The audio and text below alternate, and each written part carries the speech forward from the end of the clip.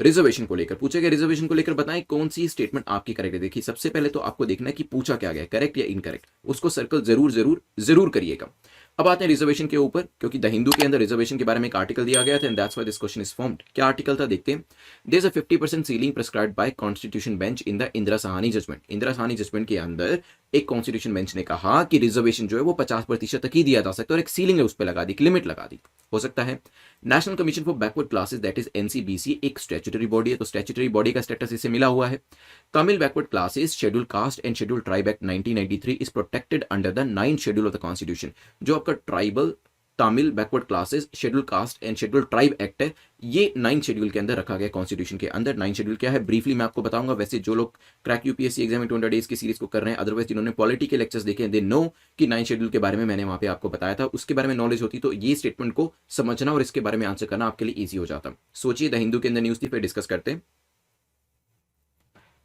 चलिए, the supreme court ने अभी बेसिकली डिसाइड किया है, एक पिटिशन फाइल करी गई थी और इस पिटीशन में चैलेंज किया गया था बेसिकली कि 69% रिजर्वेशन जो एजुकेशन और एम्प्लॉयमेंट के अंदर तमिलनाडु के अंदर दिया जाता है उसको चैलेंज किया गया था। और सुप्रीम कोर्ट ने कहा कि ठीक है मैं इस पिटीशन को एंटरटेन करूंगा, इस पिटीशन को सुनूंगा, ठीक है। तभी इसके बारे में जिक्र किया गया था, क्योंकि Tamil backward classes schedule caste and schedule tribe act 1993 जो है वो 9th शेड्यूल में अंदर डाला हुआ है। 9th शेड्यूल के अंदर जो चीजें डाली जाती है वहां पे जुडिशियल रिव्यू जो होता है वो नहीं पहुंच पाता है, वो उससे प्रोटेक्ट कर दिया जाता है, ठीक है।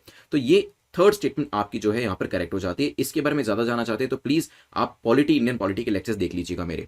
नेक्स्ट चलते हैं। देयर इज अ 50% सीलिंग, क्या 50% की सीलिंग जो है इंदिरा साहनी जजमेंट के हिसाब से करी गई है, तो यस पहली स्टेटमेंट भी ठीक हो जाती है। लेकिन आपको याद होगा कुछ टाइम पहले ही कॉन्स्टिट्यूशन बॉडी के तौर पे इसे जाना गया है, national commission for backward classes को कॉन्स्टिट्यूशन स्टेटस जो था वो दिया गया था। So it is no more a statutory body, rather it has a constitutional status, constitution status इसको दिया जा चुका है। तो आंसर क्या हो जाएगा, B will be the correct answer, क्योंकि पहली और तीसरी स्टेटमेंट हमारी करेक्ट हो जाती है। और वैसे भी द हिंदू के अंदर न्यूज थी, सुप्रीम कोर्ट की स्टेटमेंट दे रखी थी, सुप्रीम कोर्ट ने जो पिटीशन है उसको एंटरटेन करने की बात करी गई है, तो ये चीज आपके लिए एग्जाम के लिए इंपॉर्टेंट हो जाती है।